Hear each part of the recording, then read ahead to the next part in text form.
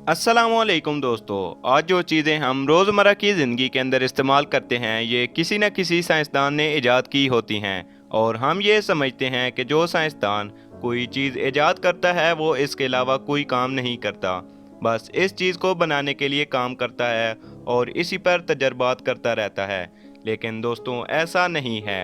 हर इंसान अपनी ज़िंदगी को एंजॉय करने की कोशिश करता है, इसलिए साइंसदान भी कभी कभी ऐसे काम करते हैं जो इनके काम से हट कर होते हैं। आज की इस वीडियो के अंदर हम आपको साइंसदानों के बारे में ऐसी बातें बताएंगे जो आपको इससे पहले मालूम नहीं होंगी। तो चले दोस्तों वीडियो को शुरू करते हैं।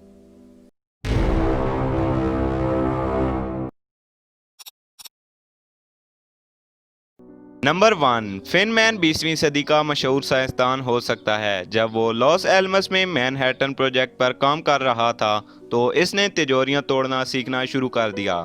इसने ये सब एक तफरीह के तौर पर शुरू किया था, लेकिन बाद में वो इस काम में एक्सपर्ट बन गया क्योंकि वो बहुत ही ज़्यादा ज़हीन था। इसने वो तिजोरी तोड़ डाली जिसके अंदर अमेरिका के न्यूक्लियर राज मौजूद थे और हुकाम को आगाह किया कि इसकी सिक्योरिटी को सख्त करें।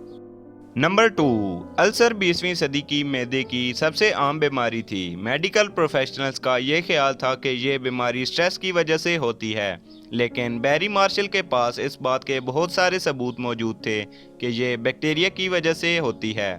लेकिन इसको लेबॉर्ट्री के अंदर चूहों पर कोई भी तजर्बा करने से रोक दिया गया। तब इसने ये फैसला किया कि वो खुद पर इसका तजर्बा करेगा, इसलिए इसने वो बैक्टीरिया पी लिया। जैसा कि इसकी तवक्को के मुताबिक इसको वो बीमारी लग गई और इसी तरह इसने एंटीबायोटिक्स खाकर इसको ठीक भी कर लिया। इस दरियाफ्त पर इसे 2005 में नोबेल प्राइज से नवाजा गया। नंबर 3, लियो फेंडर ने मौसीकी की दुनिया में टेलीकास्टर और स्ट्रेटोकास्टर को इजाद करके इनकलाब बर्पा कर दिया था। ये वो शख्स था जिसने इलेक्ट्रिक गिटार इजाद किया लेकिन इसको बजा ना सका। फेंडर इलेक्ट्रिक इंस्ट्रूमेंट मैन्युफैक्चरिंग की बहुत सारी इजादात के पीछे इसका ही हाथ था, लेकिन इस साइंसदान को इनको बजाने का पता नहीं था। वो पेशे के लिहाज से इंजीनियर था, लेकिन इसको इलेक्ट्रॉनिक्स की चीज़ों में दिलचस्पी थी। इसने अपने कैरियर का आगाज़ रेडियो और एम्पलीफिकेशन सिस्टम को रिपेयर करने से शुरू किया था। नंबर 4, नोबेल प्राइज़ लेना हर साइंसदान का ख्वाब होता है, लेकिन जेम्स वाटसन जिन्होंने डीएनए का स्ट्रक्चर दरियाफ्त किया था, जो 20वीं सदी की सबसे बड़ी कामयाबी थी, उन्होंने अपना नोबेल प्राइज़ नीलाम कर दिया। 1962 में वाटसन ने अपना प्राइज़ फ्रांसिस क्रिक के साथ शेयर किया था। इनको तालीमी बरादरी ने बेदखल कर दिया। नामवर माहिर हयातियात को इनके साथियों की मुखालफत का सामना करना पड़ा और इस तनाज़े के नतीजे में इनकी आमदनी में कमी आई। लेकिन जिस अरबपति ने इनका नोबेल प्राइज़ खरीदा था, इसने वो वाटसन को इनकी तालीमी खिदमात की वजह से वापस कर दिया था। नंबर 5, नील बोर को डेनमार्क के अंदर हीरो माना जाता है जब इसने 1922 में नोबेल प्राइज़ जीता था, जो इसे एटॉमिक स्ट्रक्चर और रेडिएशंस की तहकीक पर मिला था। तो कैल्सबर्ग ने इसे एक घर तोहफे के तौर पर दिया था जो एक ब्रेवरी के साथ बना हुआ था, लेकिन ये कोई मामूली घर नहीं था। कैल्सबर्ग ने इस घर के अंदर ब्रेवरी से एक पाइपलाइन लगाई हुई थी जिसके जरिए इस घर के अंदर ना ख़त्म होने वाली शराब की सप्लाई थी। नंबर 6, पॉल डायरेक फिजिक्स के अंदर अपनी कंट्रीब्यूशंस की वजह से जाना जाता है, लेकिन बहुत कम लोग ही इसकी पर्सनल लाइफ के बारे में जानते हैं। इसकी बायोग्राफी के मुताबिक ये बहुत ही ज़्यादा अजीब इंसान था। इसने खुद को मशहूर होने से बचाए रखा।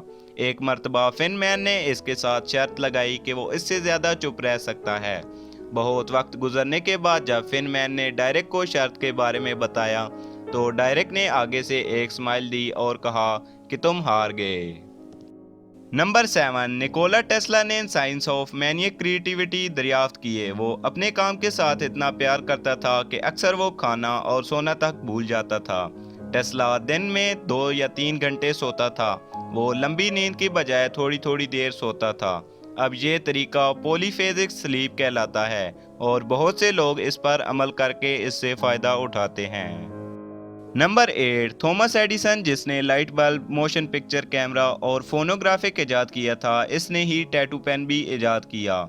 इसको डुप्लीकेट डिवाइस के तौर पर बनाया गया था, लेकिन सैमुअल ने 1891 में ये रियलाइज़ किया कि इसको थोड़ा सा तब्दील करके जल्द पर भी इस्तेमाल किया जा सकता है।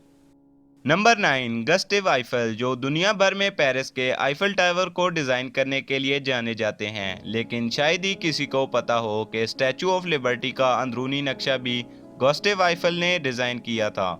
इसको पहले डिज़ाइनर की मौत के बाद हायर किया, क्योंकि पहला डिज़ाइनर तामीर के दौरान मौत का शिकार हो गया था। नंबर 10, पर्सी स्पेंसर, रेडार टेक्नोलॉजी के फादर समझे जाते हैं। रेडार के साथ काम करते हुए उन्होंने ये ऑब्जर्व किया कि इनकी जेब के अंदर जो टॉफ़ी मौजूद थी वो पिघलना शुरू हो गई।